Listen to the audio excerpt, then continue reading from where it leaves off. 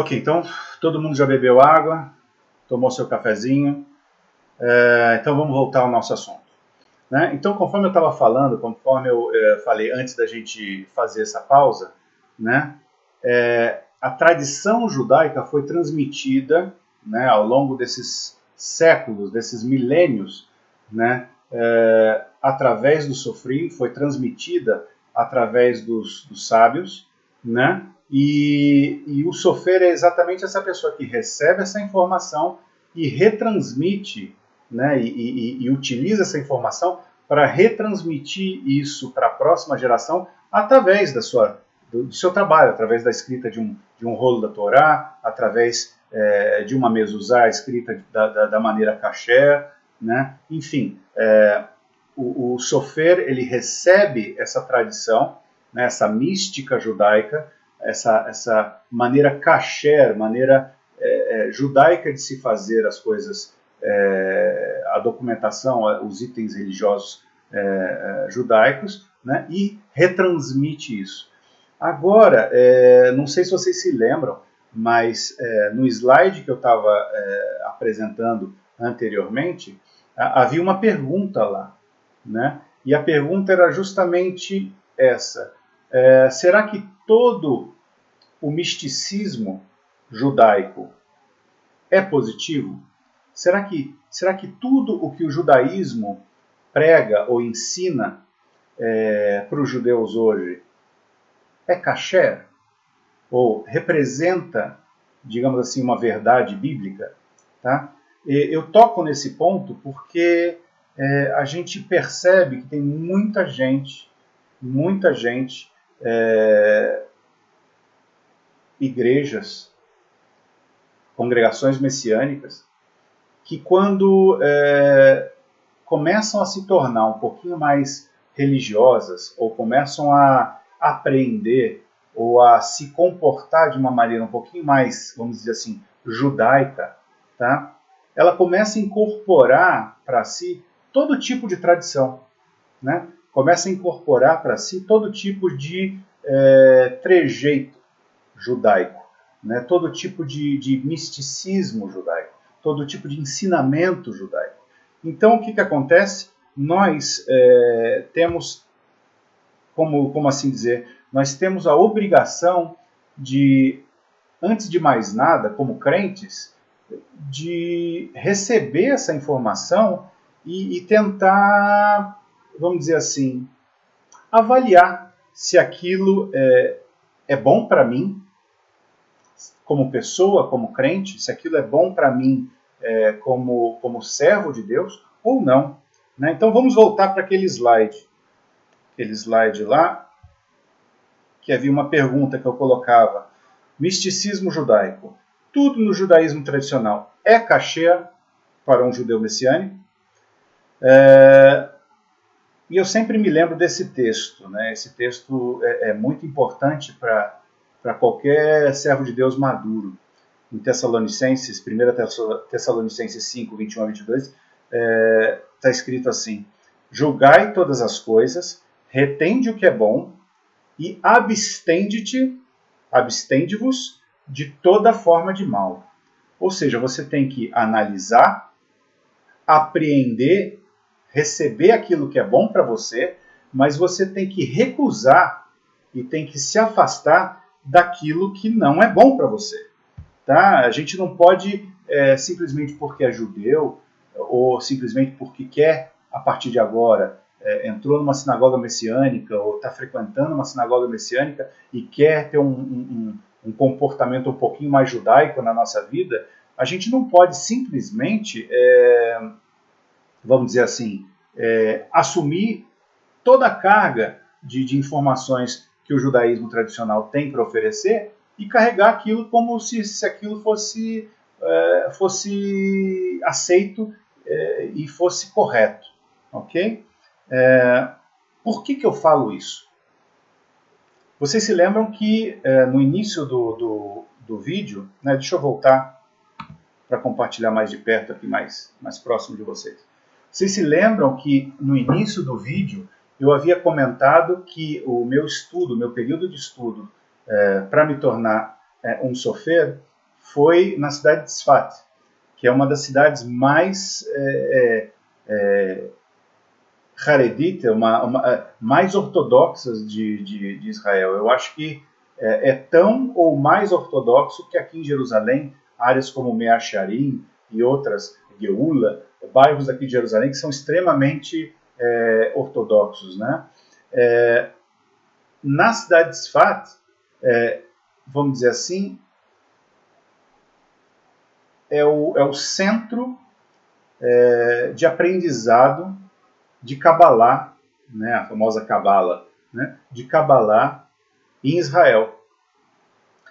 E vamos dizer assim, todos os judeus ortodoxos acabam bebendo daquela fonte na hora que buscam os conhecimentos acerca da tradição, acerca do misticismo judaico. Ok? Eu levanto esse tema, vamos dizer assim, eu levanto essa lebre, e nesse momento eu me coloco numa posição bem sensível. Por quê? Porque uma boa parte dos judeus messiânicos, vamos dizer assim, flerta com a Kabbalah. Uma boa parte dos judeus messiânicos acha que o misticismo judaico é interessante. O misticismo judaico deve ser aplicado no nosso dia a dia. Então flerta com Kabbalah, flerta com gematria, flerta com certas práticas que... Não sei, meus irmãos, eu tenho um pouco de pé atrás. Eu tenho um pouco de receio de que... Sabe aquela coisa de que nem tudo te convém? Eu não me importo de estudar e de aprender, ok? Mas o evangelho simples, o evangelho puro, a Bíblia, para ser usada no dia a dia, né, o caminho que Yeshua nos deu para seguir, é muito mais simples, é muito mais direto do que conhecimentos esotéricos que o misticismo judaico tem para nos ensinar. Né? Então, em função desse receio, em função desse medo que eu tenho de que a Kabbalah possa trazer algum mal para mim e para vocês, é que eu, digamos assim, quero colocar esse daguejo, quero ressaltar essa informação. Eu não vou entrar no mérito, nem vou discutir com quem gosta de Kabbalah, de jeito nenhum. Mas, sinceramente, na minha vida, como servo de Deus, com 48 anos de idade, eu não preciso de Kabbalah na minha vida. Entendeu? O que eu preciso é do evangelho simples, de Yeshua, dos exemplos claros que foram dados por Yeshua e pelos seus discípulos. E se eu conseguir copiar um Paulo, um Timóteo, se eu conseguir copiar um Moisés da Bíblia, se eu conseguir copiar em muitos pontos uma Débora, se eu conseguir copiar uma Maria, se eu conseguir copiar os grandes personagens bíblicos e agir da maneira pura, sóbria, da maneira dedicada que a maioria deles conseguiu desenvolver no fim dos seus ministérios, vamos dizer assim, se eu fizer só isso, para mim já está bom. Eu não preciso de nenhum mistério cabalístico para poder acrescentar nada de especial na minha vida. Tá? Esse foi um parênteses bem grande, porque a Cabala e o misticismo judaico, eu sinto que tem feito um certo estrago na vida e na mente de algumas pessoas que poderiam ser muito mais edificados se abstivessem disso, se ficassem sem isso. Então é só vamos dizer assim, um parênteses que eu coloco para que vocês tomem esse assunto com muito cuidado, ok? Mas voltando então ao nosso tema, tá? Julgai todas as coisas, retende o que é bom, abstende-vos de tudo, de toda forma de mal.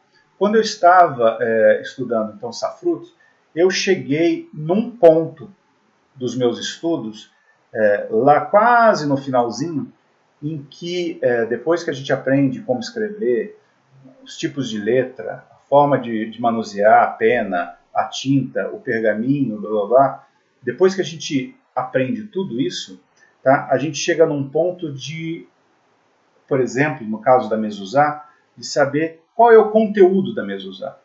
Ou seja, antes eu aprendo o que eu faço, como eu faço, e depois eu vou chegar ao conteúdo da mezuzá. E eu, como qualquer judeu razoavelmente bem informado, eu sabia que na mezuzá, lá está escrito o Shema Israel, né? E está escrito o nome de Deus, no verso Shaddai. Eu sempre pensei isso. E é engraçado que esse assunto, vocês vão se surpreender também, porque além do Shema e além do nome de Deus, existe uma outra coisa nas suas mezuzot, nas suas casas, que provavelmente vocês não sabiam. Vamos a ela.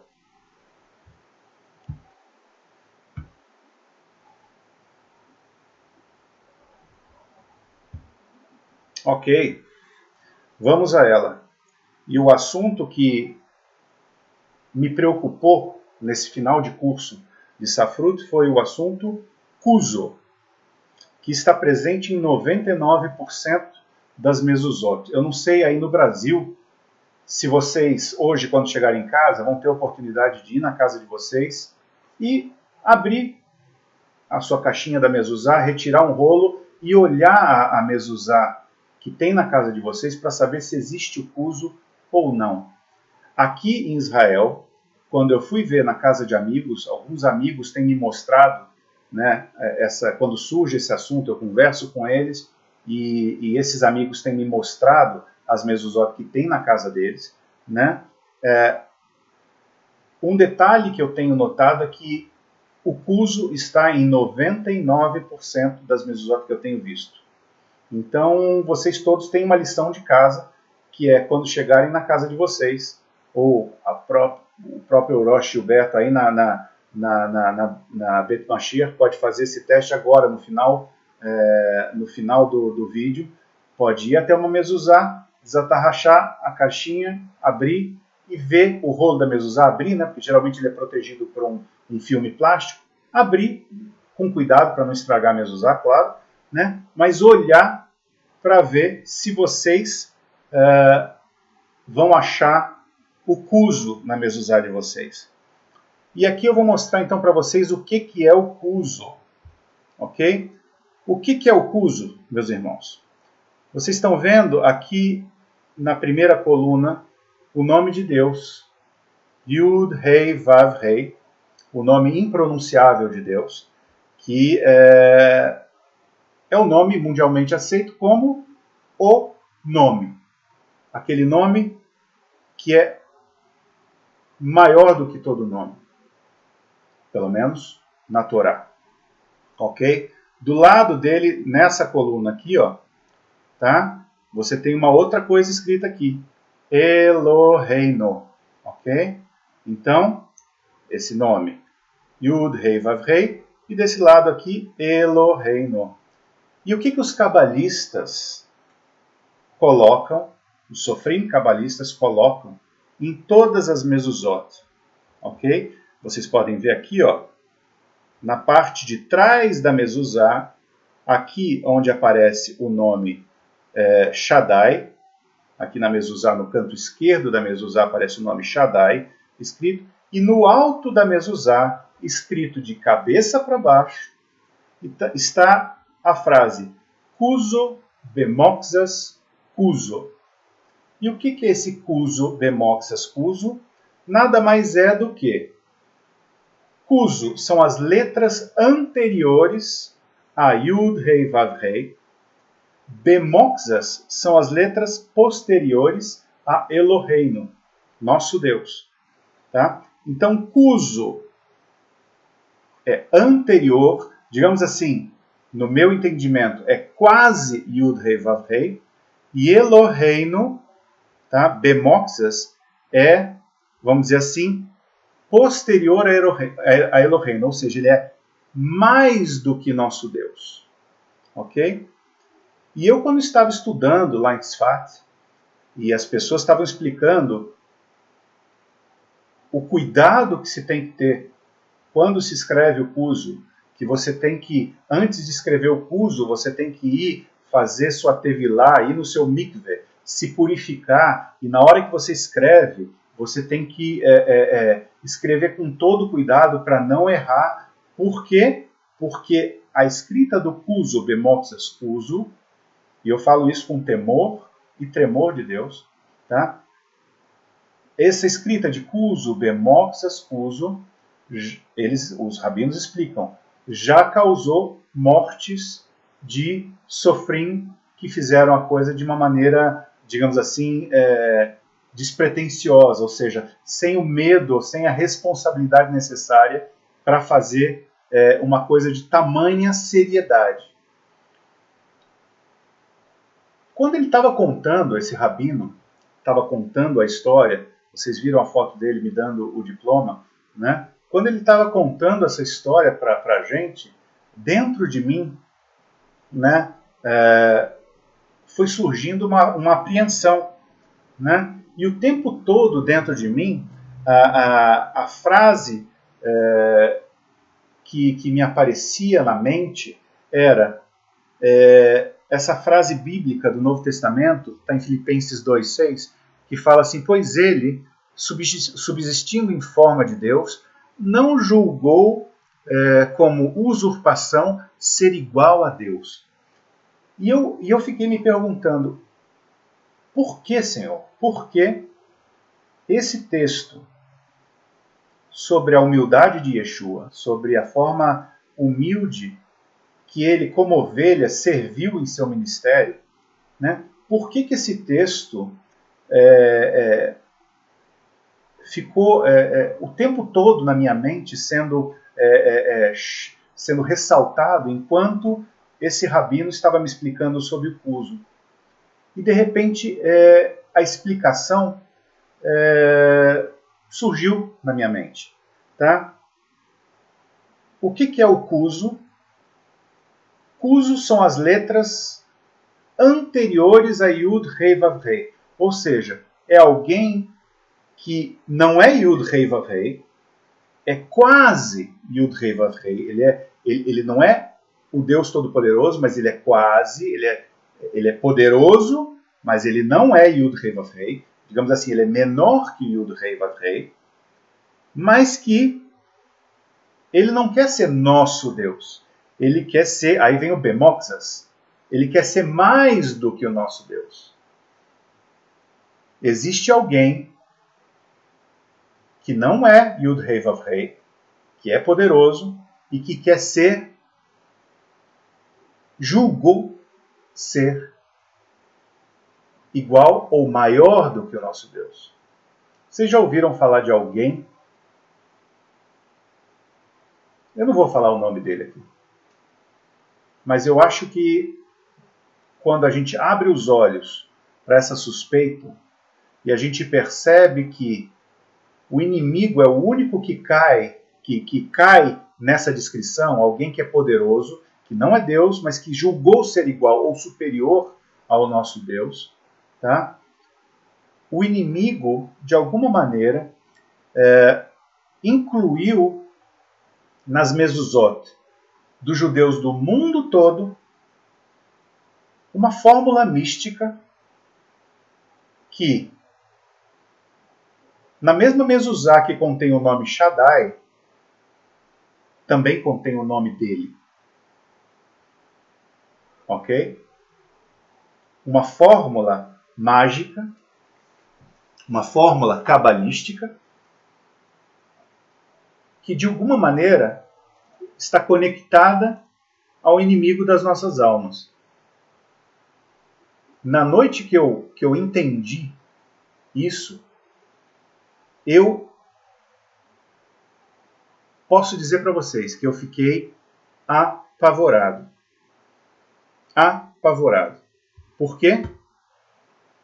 Eu não sei se vocês acreditam nisso ou não, mas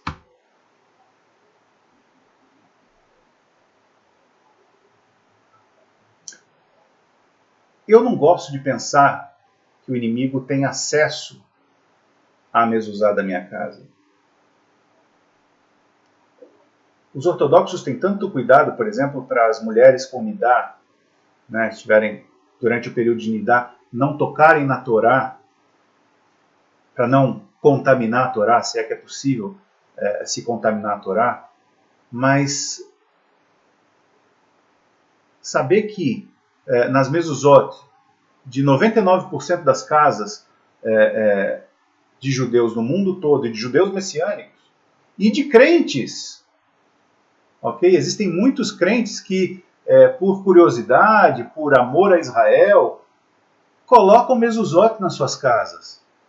Tá? Então, essa mezuzá pode ser que contenha o cuso também. Então, numa mezuzá que deveria ser 100% santa, 100% kasher, no alto da mezuzá, acima do nome Shaddai, de cabeça para baixo, invertido, tá? Aí aquelas imagens de cruz invertida do satanismo, tudo isso me vem à mente, tá?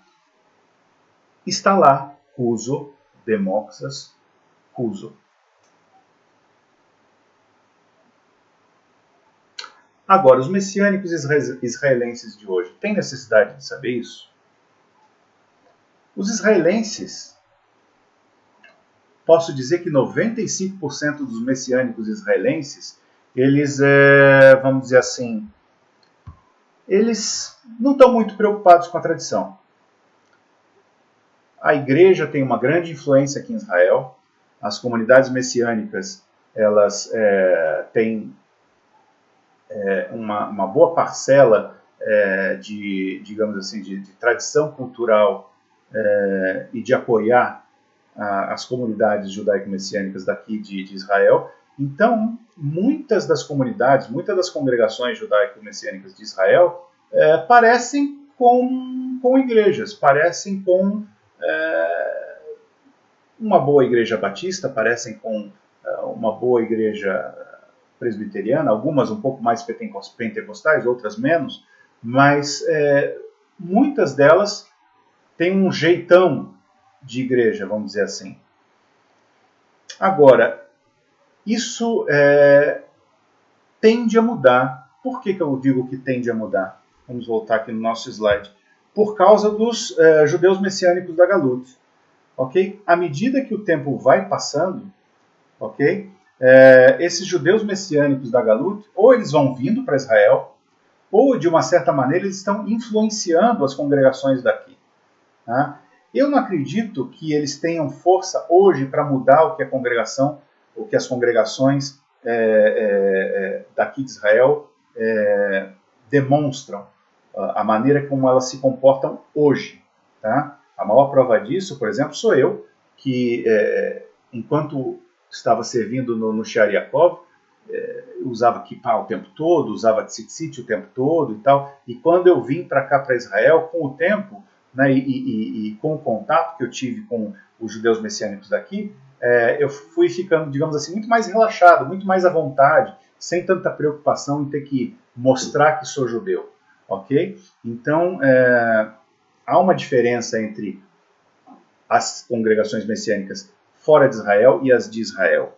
Né? Mas eu acredito que há uma tendência de atuação do Ruach HaKodesh. Tá? O Espírito Santo de Deus provavelmente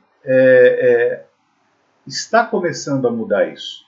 Né? Está começando a mudar, e também o apoio externo às congregações messiânicas de fora, pouco a pouco estão tendo mais contato, estão trabalhando mais juntos, estão criando essa ponte, por exemplo, dos Estados Unidos com Israel ou do Brasil com Israel, né? E esse apoio externo facilita com que as congregações vão se tornando um pouco mais tradicionais, né? Então, além de celebrar as festas, as congregações também muitos começam a usar kippá, a incluir nas suas liturgias coisas um pouco mais judaicas, né? Muitas já têm até leitura da Torá, muitas já têm coisas mais tradicionais judaicas acontecendo aqui e lá, né? Eu já fui convidado para celebrar casamento debaixo da rupá, eu já leio Torá regularmente em algumas congregações aqui em Jerusalém, como eu já comentei anteriormente. Então, isso tende a mudar. Aí eu coloquei aqui um detalhe aqui em relação à era messiânica, que aí também é uma questão que a gente não tem como saber. Como vai ser durante a era messiânica? Vai ser mais tradicional, menos tradicional? Não sei, eu acho que vai ser mais tradicional, né? Tem uma tendência a ser mais tradicional, né? Mas a gente precisa esperar para ver. Ok? Então vamos em frente.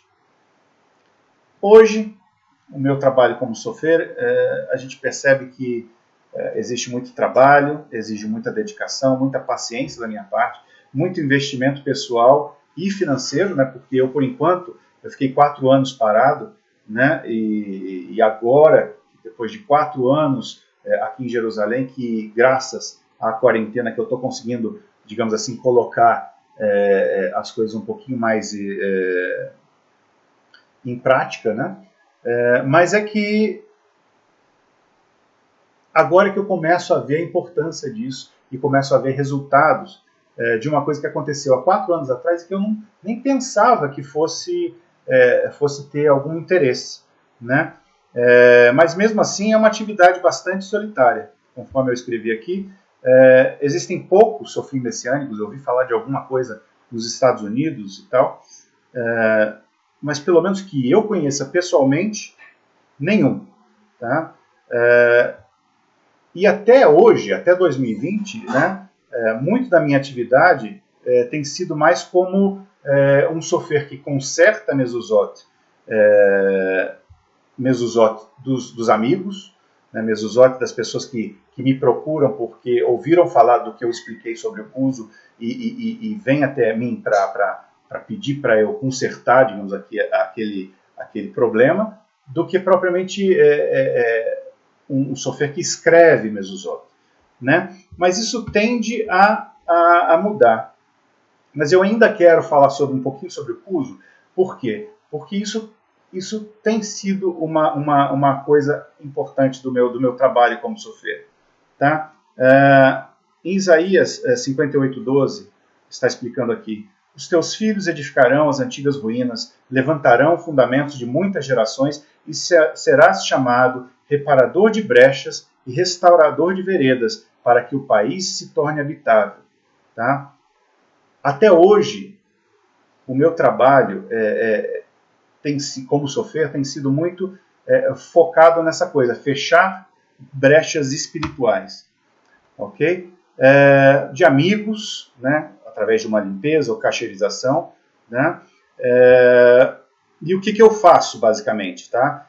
Para esses amigos? Tá? Eu faço a remoção do texto da maneira halakhica, né, da maneira correta halakhicamente, que não é tão complicado assim, não é nada tão fora do comum.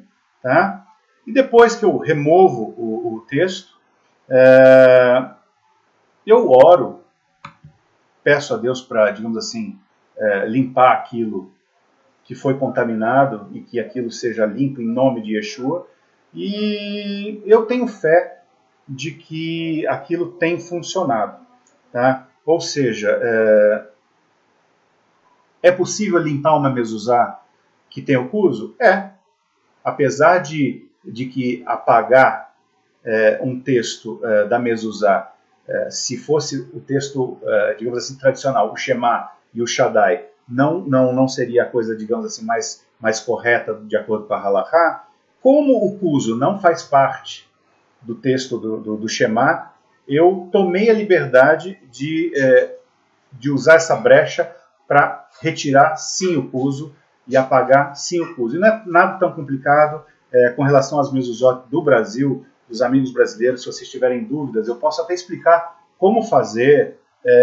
Eu não vou ficar prometendo que eu vou fazer de todo mundo, porque vocês teriam que mandar para mim aqui pelo correio, eu teria que fazer isso, limpar e devolver para vocês aí, né? Mas eu posso até explicar como fazer da maneira kasher e vocês podem fazer de uma maneira simples, tranquila. Existe uma maneira correta de fazer isso, ok? Eu me disponho a fazer isso sem problemas, né? Agora, o mais importante é falar sobre o futuro. E o futuro qual que é? Apresentar a solução completa. Tá? Eu, como sofer stam, apresentar para as pessoas uma mezuzá kasher, tá? Escrita por um sofer judeu messiânico maduro. Tá? Maduro como assim? Eu encontro a maturidade de acordo com padrões bíblicos, aquilo que foi definido em 1 Timóteo 3. Tá? Eu creio que um sofer, para poder escrever mezuzá, tem que atender a esses padrões bíblicos, né? O próximo passo tem que envolver escrever mezuzot sem envolvimento com Kabbalah ou com misticismo judaico, né? E definitivamente sem colocar o kuzo, sem incluir essa ferramenta do inimigo nas nossas mezuzot, ok? E para isso, recentemente, eu tive papos assim muito gostosos com um monte de amigos que entendem um pouquinho mais que eu sobre a cultura israelense, sobre a tradição judaica. Eu entrei com o aspecto da halakha que eu aprendi no curso, e o que poderia ser feito, e o que não poderia ser feito, e eu cheguei à conclusão que é possível, que é possível para mim hoje propor 3 tipos de mezuzot diferentes. Eu posso, por exemplo, escrever uma mezuzá tradicional, que vai ter o texto de Deuteronômio 6.4, o Shema, que todo mundo conhece, 6.4 a 9, e vai ter o texto de Deuteronômio 11, 13 a 21. Essa é a mezuzá tradicional. De um lado vai ter esse texto e do outro lado vai ter lá escrito Shaddai. Ok? Surgiu a ideia de se fazer uma mezuzá hetzi, meio messiânica. Tá? E qual seria essa ideia? Tá? Fazer uma mezuzá onde eu coloco o Shema, ok? Deuteronômio 6, 4 a 9, 11, 13 a 21, e acrescento um texto que pouquíssima gente se lembra que é um texto do Velho Testamento, inclusive que é um texto de Levítico, que é Levítico 19, 18, a parte B. E muitos de vocês vão reconhecer o texto através das palavras de Yeshua. E amarás ao teu próximo como a ti mesmo. Naquele momento que Yeshua fala quais são os 2 mandamentos mais importantes. E ele fala do Shema e do amarás ao teu próximo como a ti mesmo. Pouca gente se lembra que esse texto é um texto tradicional judaico, não é uma invenção do Novo Testamento. E é perfeitamente kasher se colocar o amarás ao teu próximo como a ti mesmo, junto com o texto da mezuzá, já que o nosso Messias, Yeshua, falou que esses são os 2 mandamentos mais importantes.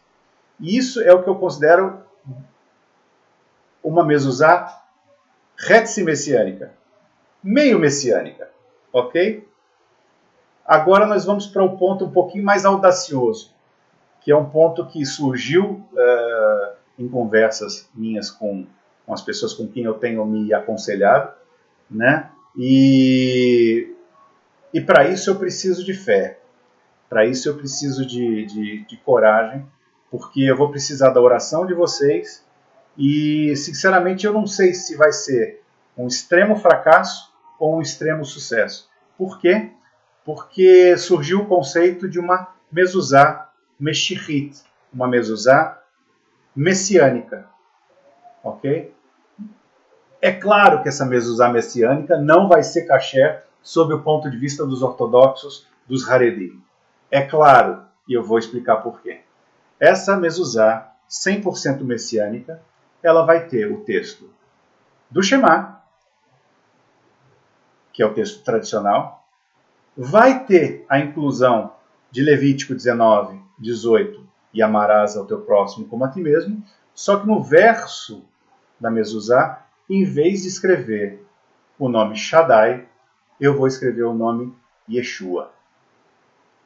Esse é o ponto audacioso. Esse é o ponto corajoso. Por quê? Porque no momento que eu colocar o nome Yeshua numa mezuzá, aí não tem mais como você dizer, ficar em cima do muro, nem você dizer que, eu acredito, mas eu não acredito tanto. Não, na hora que você coloca Yeshua na sua mezuzá da sua porta, você tá reconhecendo Yeshua como o Senhor dos Senhores e como o nome que é maior do que todo nome. Tá? A questão é, mezuzá meshihit vai ser kasher? Eu cheguei à conclusão que sim. Eu, conversando com os meus conselheiros aqui em Israel, chegamos à conclusão que sim. Por causa do texto de Filipenses 2,9. Por isso, também Deus o exaltou soberanamente e lhe deu um nome que é sobre todo nome. O nome de Yeshua é sobre todo nome. E é o nome que a gente pode, como judeu messiânico, usar nas mezuzot. É um nome que tem mais autoridade do que o nome Shaddai. Essa autoridade foi dada pelo Shaddai, pelo El Shaddai, a Yeshua. A autoridade do nome de Yeshua não pode ser negada.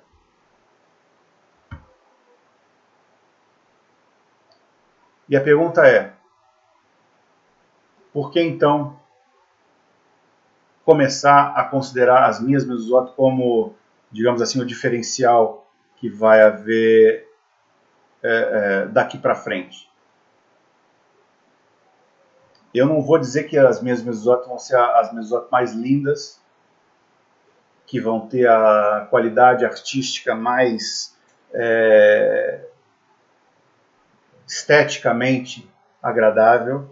Eu estou ainda aprendendo, eu ainda estou me desenvolvendo, eu estou desenvolvendo a técnica, mas as mezuzot vão ser kasher segundo a halakha, ok?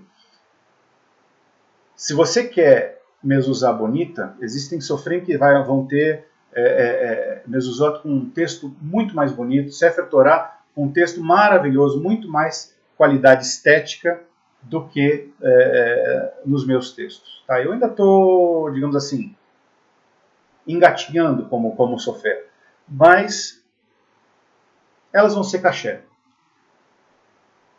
As minhas mezuzot também vão atuar como de uma maneira, já que eu vou vender essas mezuzot, eu vou dar essas mezuzot, eu vou substituir mezuzot que não estão kasher pelas minhas, essas mezuzot vão fortalecer laços com a comunidade de Israel. Eu vou começar a atuar, digamos assim, de uma maneira, as pessoas vão me procurar para substituir suas mezuzot, as pessoas quando casarem vão comprar comigo, os judeus messiânicos quando casarem vão comprar as suas mezuzot comigo para colocar nas suas casas, nos seus apartamentos. Ou seja, de uma certa maneira eu vou estar atuando de uma maneira mais próxima da comunidade em Israel. E as mezuzot também, de uma certa forma, vão mostrar que é possível ter um judaísmo messiânico mais tradicional. Né? Então, o judaísmo hoje em Israel messiânico está crescendo, está se fortalecendo. Né? Então, por que não termos um sofer messiânico aqui, atuante, escrevendo ketubot, escrevendo mezuzot? Né? E o mais importante que eu penso, tá? É que nós vamos o quê? Fechar a brecha. Fechar a brecha da casa dos irmãos, que eu acredito que com essa brecha fechada, o acesso que o inimigo tem às casas dos judeus messiânicos no Brasil, de crentes que colocaram mezuzot nas suas portas, nas ombreiras das suas portas, essa brecha vai ser fechada, né? Eu tenho fé nisso.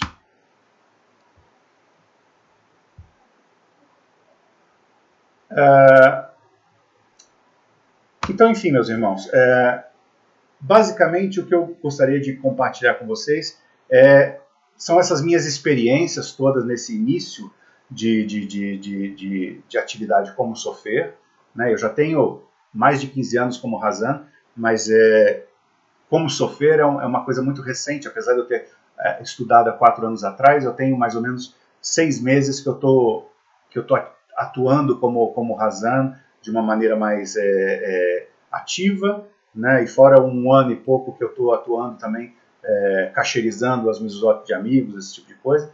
Mas enfim, eu queria compartilhar com vocês essas minhas experiências iniciais.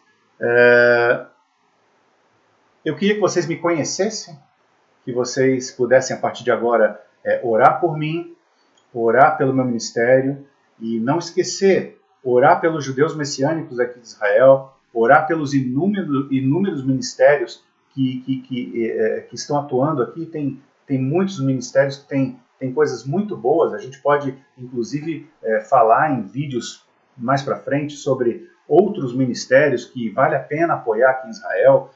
Eu não sei o que vai dar. Eu tive que criar um canal do YouTube para compartilhar com vocês esse vídeo. Pode ser que esse canal do YouTube eu comece a ver a necessidade de postar mais vídeos, de postar mais coisas, mas isso vai depender de vocês. Se vocês acharem que é interessante, não sei, enviem perguntas, conversem com o Rosh. Se vocês quiserem que a gente, ao final desse vídeo, fazer uma live para eu poder responder perguntas ao vivo com vocês, na hora que vocês estiverem assistindo ao vídeo, eu posso entrar daqui de Israel mesmo e falar com vocês aí ao vivo. Não sei, eu não sei. Eu criei esse canal de comunicação entre aqui, a minha casa, meu ministério, a minha vida e vocês aí no Brasil, e eu acho que existe muita coisa que a gente pode compartilhar e que a gente pode, digamos assim, servir tanto a comunidade daqui quanto aí no Brasil. Talvez eu possa ajudar de alguma maneira, contribuir de alguma maneira, na minha pouca sabedoria, mas dentro daquilo que eu sei que eu sei. Então, a ideia é essa. Se vocês acharem por bem perguntar, quiserem sugerir temas para vídeos, quiserem sugerir outros momentos como esse, fiquem à disposição. O Rosh e o Beto conhecem